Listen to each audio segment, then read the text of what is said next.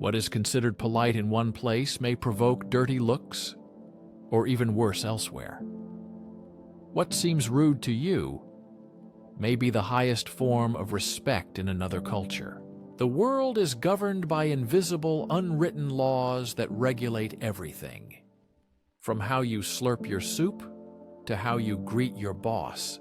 Today, we send you on a fun and amazing journey through the strangest social codes in the world. They are so unusual that they seem like real laws.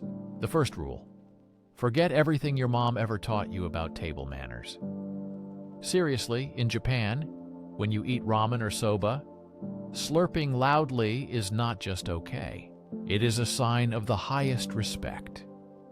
Loud and shameless slurping is a direct compliment to the chef, an audible signal that you are in culinary heaven. It is also believed that this enhances the flavor of the dish.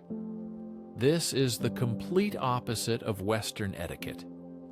Imagine being praised for this instead of being kicked out of a restaurant. The second rule: in the Netherlands, there is a phrase that follows every social interaction. Behave normally, or just behave normally. And believe me, this is not friendly advice. It is the invisible fence of Dutch society. The goal is to blend in with others, to be ordinary. Boasting is a grave sin. Showing off your wealth is not accepted here. Don't even think about it. This is a culture of radical equality that can confuse foreigners. If you start talking about a raise, you will get an indifferent look. The most modest survive here. This is a country where a high head is quickly cut down. Finland is a country with 5 million people who would probably prefer to be in separate soundproof rooms. They are world champions in personal space. You have probably seen memes of Finns at a bus stop. Everyone is scattered as if undergoing a social distancing drill from the future. This is not an exaggeration. On a small black tray, you are expected to tip the waiter, bartender, hairdresser, the person who handed you a towel. If you don't, you will be considered not just stingy. You will essentially be called a bad person. It's not about generosity. It's a moral judgment with a price tag. 5 units. In Italy, ordering a cappuccino after 11 in the morning is a challenge to culture. It's not forbidden, but it's like asking to put pineapple on pizza in Naples. For Italians, milk coffee is only for breakfast, almost a full meal. Ordering a cappuccino during the day is a sign of a food disaster. Just don't do it. If you order it at 3 in the afternoon, the judgment will be silent but swift. You will immediately be considered a tourist barbarian. 6. In South Korea, your hands do not belong to you at the table. Rule number 1. Never pour your own drink in company. This is unacceptable. Your glass is your neighbor's responsibility, and you are responsible for their glass. Continuous exchange of respect in action. And when you pour for, an adult should hold the bottle with both hands. It is a subtle, continuous dance of social caution that shows how straightforward and somewhat selfish Western drinking culture is. 7. A quick experiment. Look at your hands. In many regions of India, the Middle East, and Africa, one hand is a social pariah. The right hand is for the important. The right hand is used for eating, handshakes, and passing money. The left hand performs a less attractive function related to personal hygiene. Eating with the left is considered disgusting, and even if you are left-handed, you are expected to adapt. No excuses. You must follow these rules not to offend those around you. 8. Everyone thinks they understand German punctuality, but that's not the case. Being on time is for beginners. It's a complex art with strict rules. A social event, arrive 5 minutes early. A business meeting, exactly on time. It's not about efficiency, but a moral code on invisible clocks. Being late is not an accident, but a lack of character. And believe me, it gets recorded in your permanent file. 9. In France, bonjour is not just a greeting, but a key. Without it, the door to the French world won't open. Society remains closed, and you stand in the cold. The first word upon entering any store is mandatory. Forget it, and you become invisible, as if you don't exist. Say bonjour, and the world slightly opens up. But this is just the beginning. Loudly praising your achievements is a big taboo. It's a cultural equivalent of a group chat, silently judging the use of an exclamation mark. In Greece, to compliment a child, you must be ready to spit. In Greece, spitting is considered a protection against the evil eye. Compliments can cause envy and misfortune, while spitting is a magical response. Not evil, but a protective gesture. Imagine the panic of an American tourist when they see a kind old lady seemingly spitting on their newborn. It is the cultural equivalent of knocking on wood, but with saliva.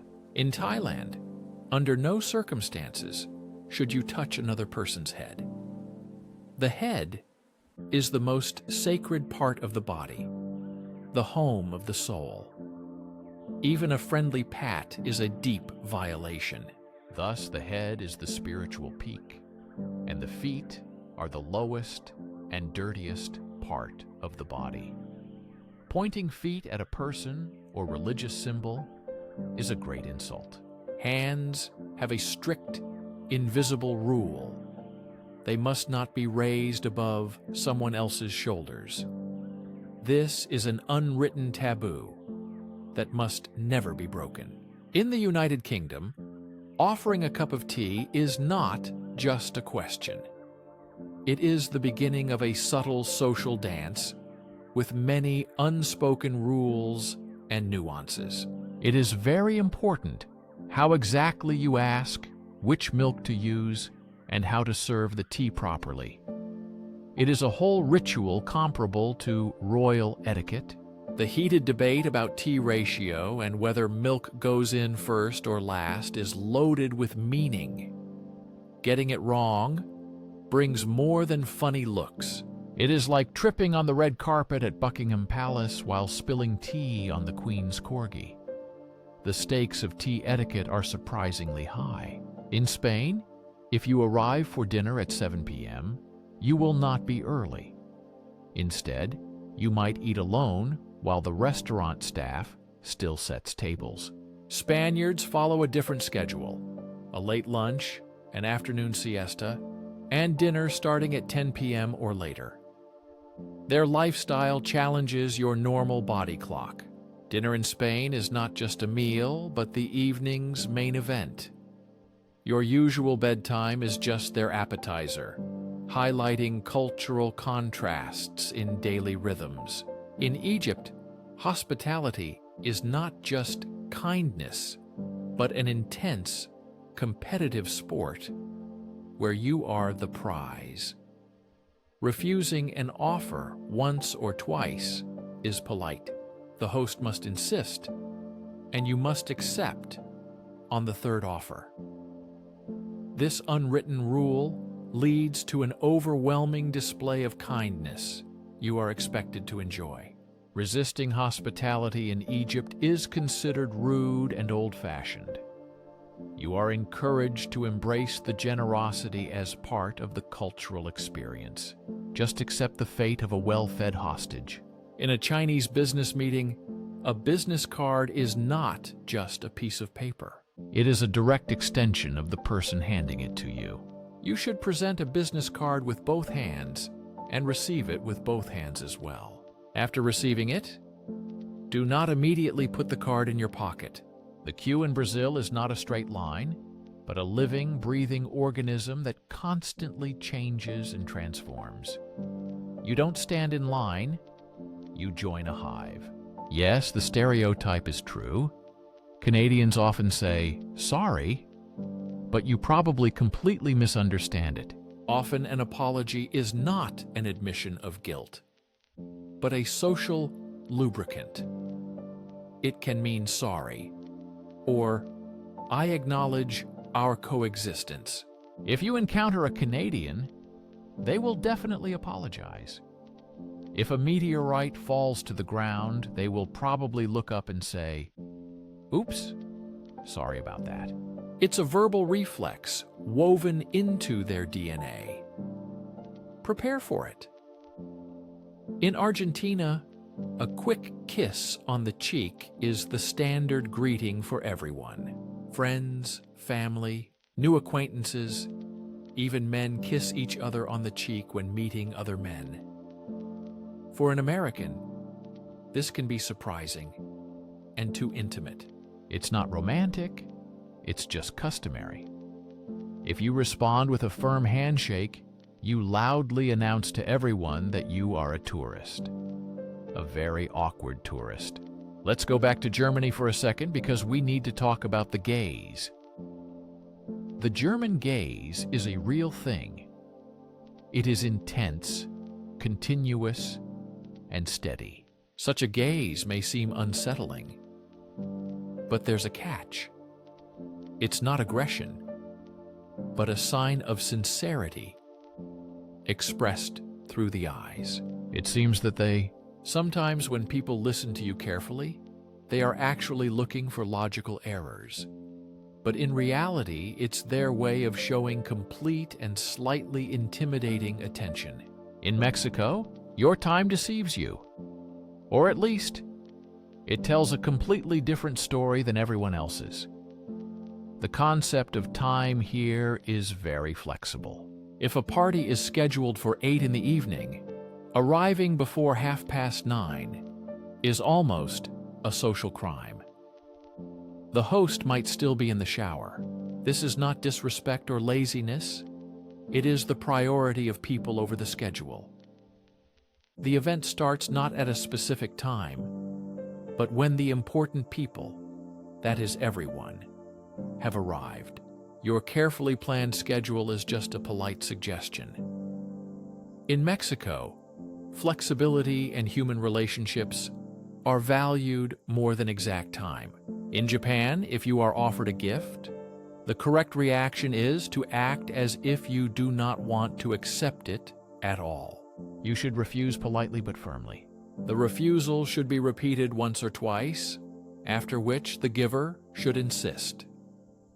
It is a subtle performance, a play of modesty and persistence. Accepting a gift immediately is considered greed and aggression. It is not a bargain, but a ritual. You participate in the game of "no, I insist." The cultural rule demands that you must be the first to swerve in a social situation. Everyone knows about Danish hygge. But what about its Norwegian relative, kos? You must submit to the national cuddle agenda. Resisting kos feels almost futile and might even be illegal in spirit. It is a cultural obligation during cold months. Now imagine you are in a mall in Saudi Arabia, looking for the perfect shoes. Suddenly, lights dim, music stops, and a man with a stick guides you out. This happens daily because all shops, from luxury boutiques to supermarkets, close 5 times a day for prayer. No exceptions, no delays are allowed. The rhythm of commerce yields completely to the rhythm of faith. Your shopping can only happen according to God's schedule, not your own plans. In Ireland, the most important social currency is called the crack. It is not related to drugs, but refers to the intangible feeling of a good time. The perfect combination of witty jokes, engaging stories, and contagious energy is a magical and elusive thing. It cannot be planned in advance. As soon as you say, "Let's have a good laugh," you already kill the moment. It's like quantum physics. Observation changes the outcome. In America, you are taught to smile at strangers. In some parts of Eastern Europe, a smile is perceived as a sign of foolishness or dangerous instability. A smile is not just a greeting, but a manifestation of genuine warmth. It is not given out to everyone indiscriminately. Here, a smile means you are selling something or hiding something.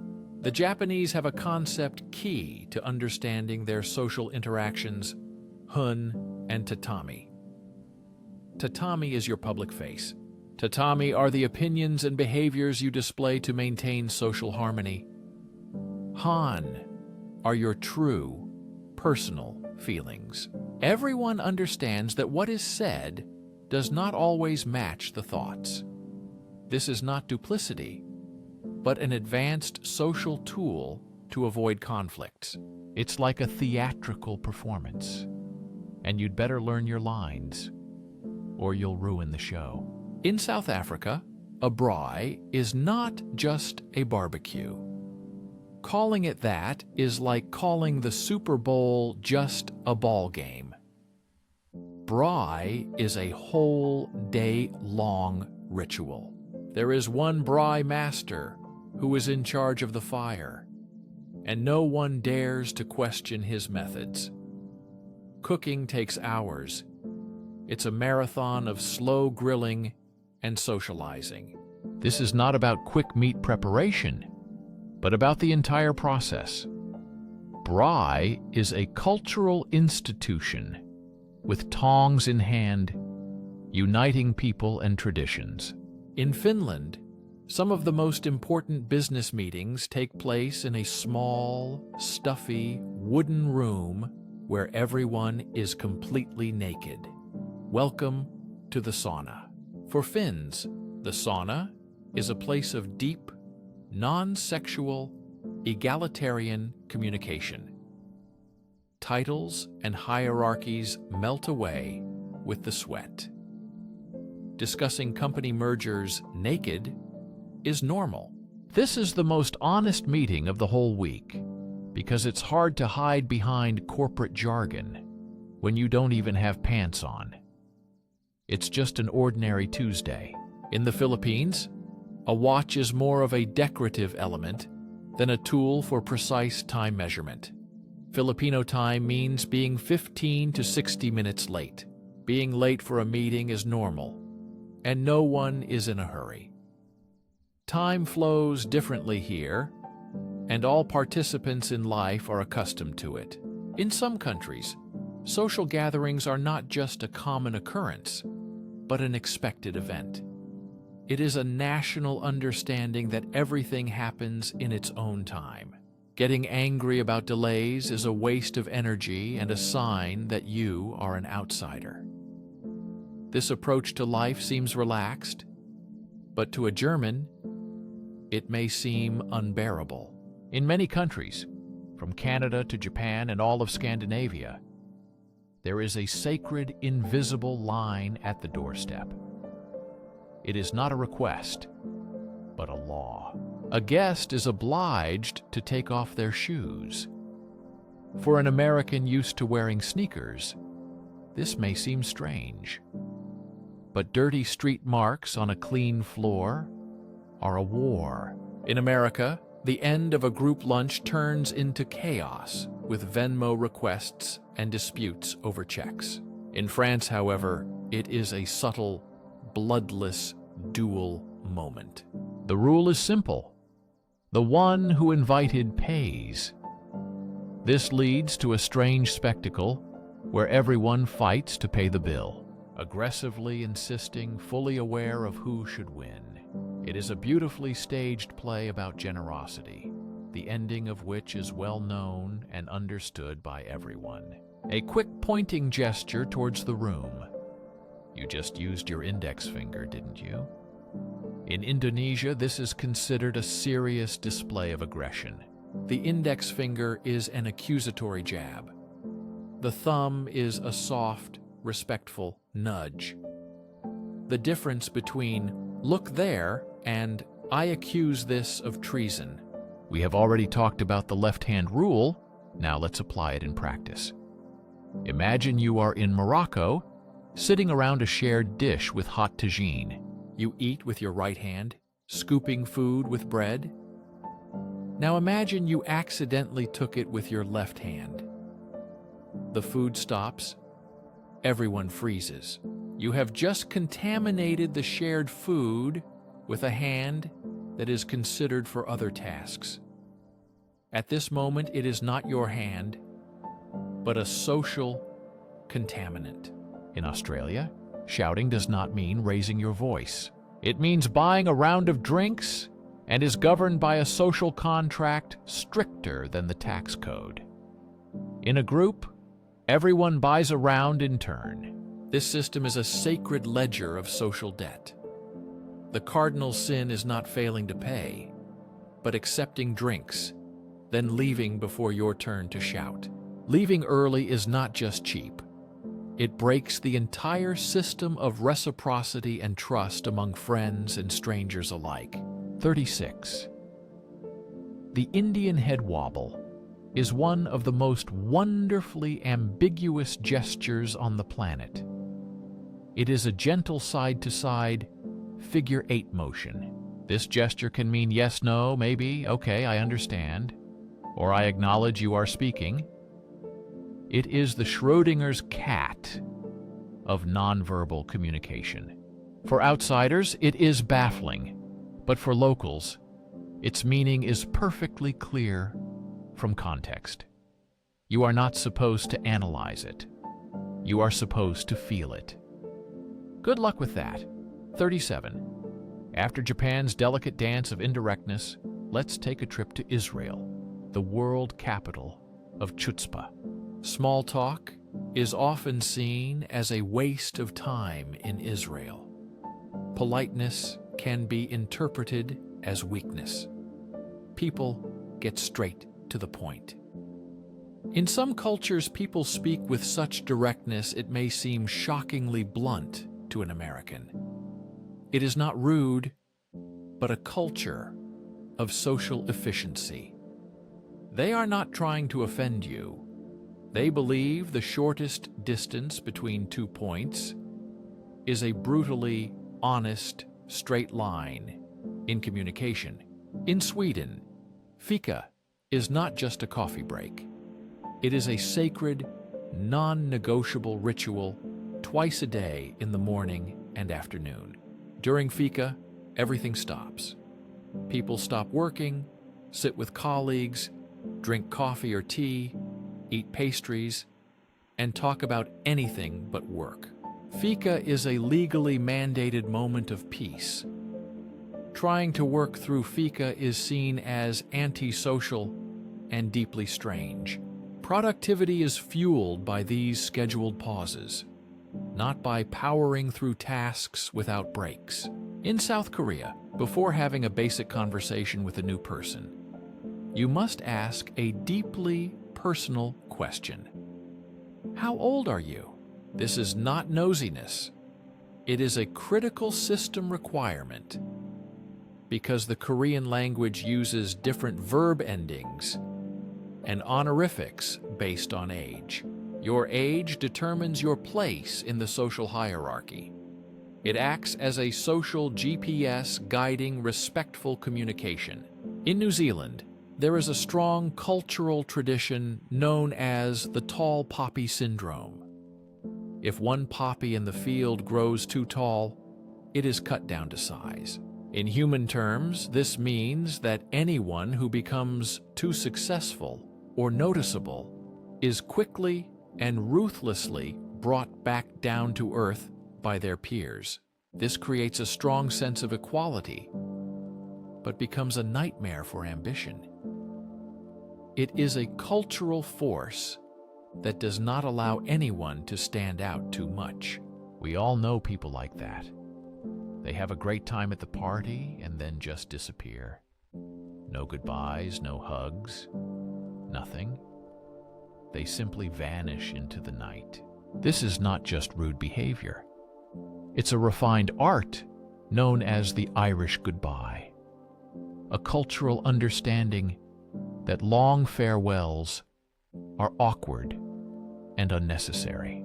The best way to leave is simply not to leave officially. It's the social equivalent of being a ghost.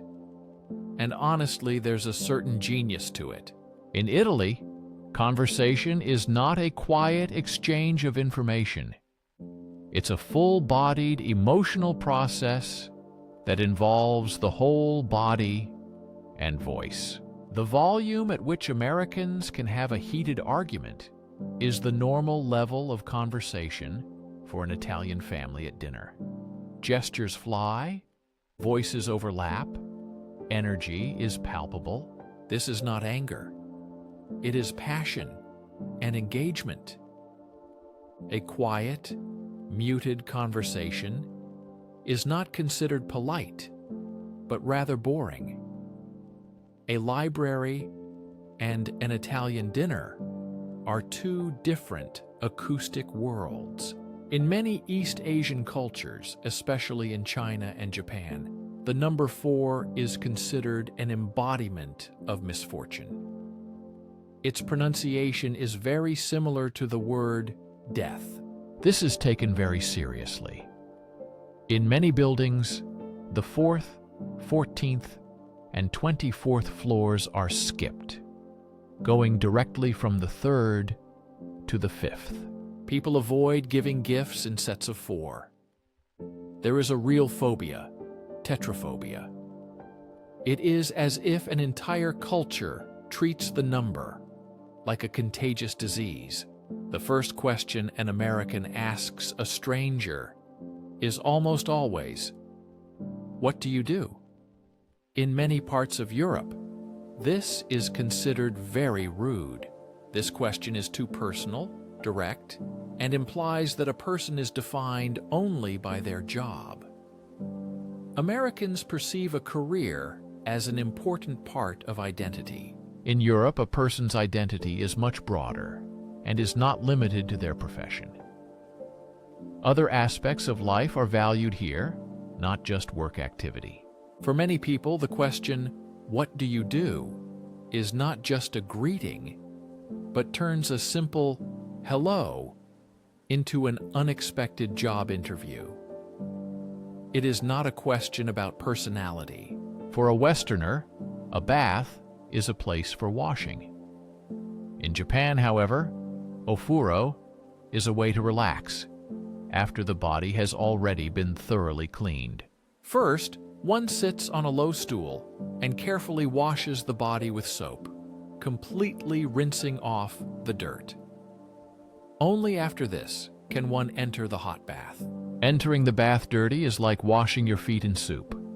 In Japan, it is not just bathing, but entering a sanctuary for the soul and body. In America, asking for a doggy bag is common.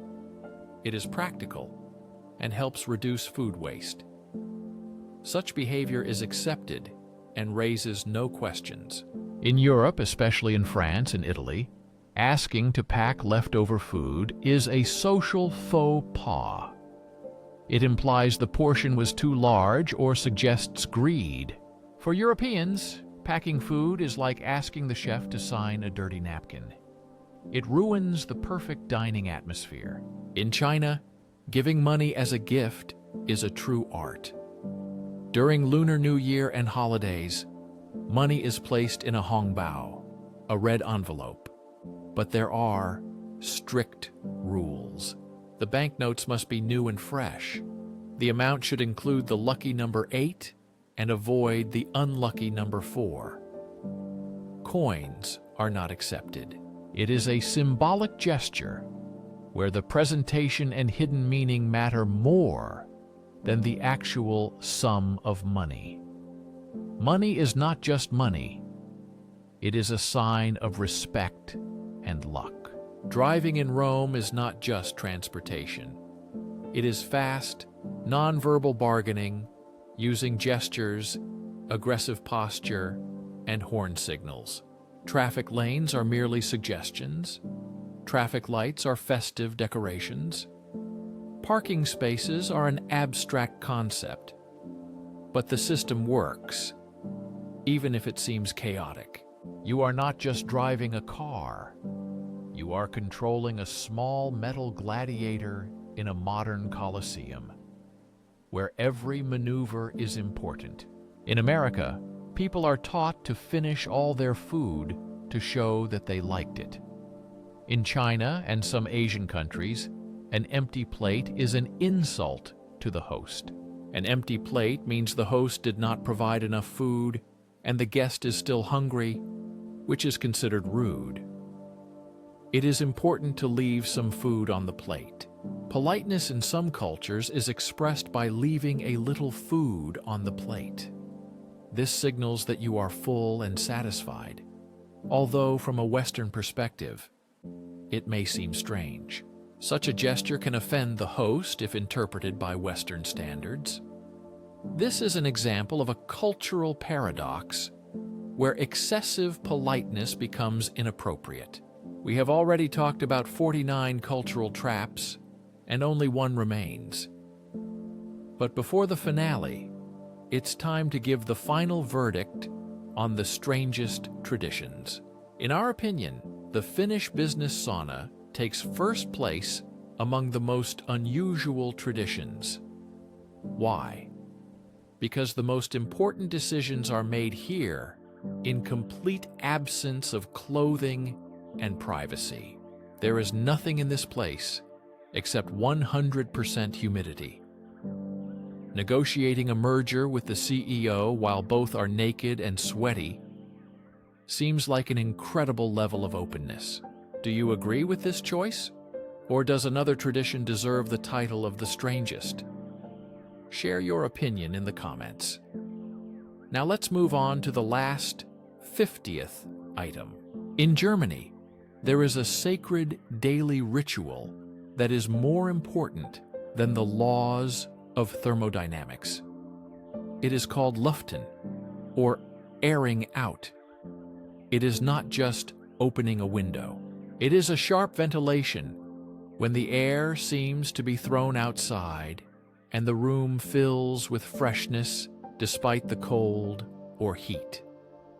This ritual is more important than anything else. In many countries, windows are opened wide for a few minutes, even in the deepest winter, to completely replace stale air with fresh and cold air. Not doing this is considered unhygienic and a direct cause of mold growth. It is a mandatory household ritual, not just a habit or preference. This is not up for discussion and is perceived as a moral duty of every person in the house. Such is the essential norm of life in many cultures. We have traveled to many countries and now understand. Each of them is a secret society with its own set of strange passwords and rules. We have studied about 50 such rules, but honestly, this list is far from complete. In every country, there is at least one incredibly strange, unspoken rule. We missed those that locals know intuitively, but which can confuse any foreigner and cause a real cultural shock. Now, the comments section is a real database for such missed rules.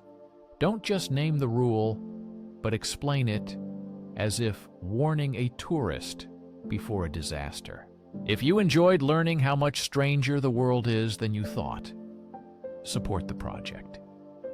Like and subscribe so you don't miss new deep dives into human madness.